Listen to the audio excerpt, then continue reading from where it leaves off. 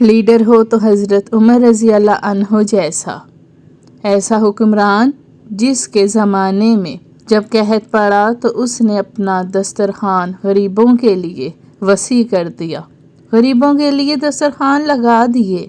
نئے آنے والے ویورز ہمارے چینل کو سبسکرائب اور ویڈیو کو لائک کرنا نہ بھولیے گا، جزاک اللہ۔ حضرت عمر رضی اللہ عنہ نے غریب لوگوں کی مدد کرنے کے لیے ہر ممکن حد تک اقدامات کیے، غریب لوگوں کو کھانا پہنچایا۔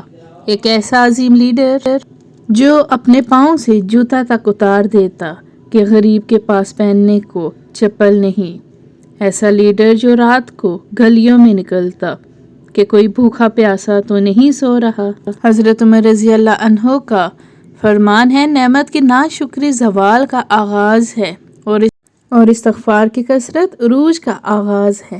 استغفر اللہ سربلندی کا وظیفہ ہے اور الحمدللہ انعام یافتہ بندوں کا ورد۔ عمر رضی اللہ عنہ کہتے ہیں، جو آدمی زیادہ ہنستا ہے تو اس کا رعب کم ہو جاتا ہے، جو مذاق زیادہ کرتا ہے لوگ اس کو ہلکا اور بے حیثیت سمجھتے ہیں، جس کی حیا کم ہو جاتی ہے اس کی پرہیزگاری کم ہو جاتی ہے، اور جس کی پرہیزگاری کم ہو جاتی ہے اس کا دل مردہ ہو جاتا ہے۔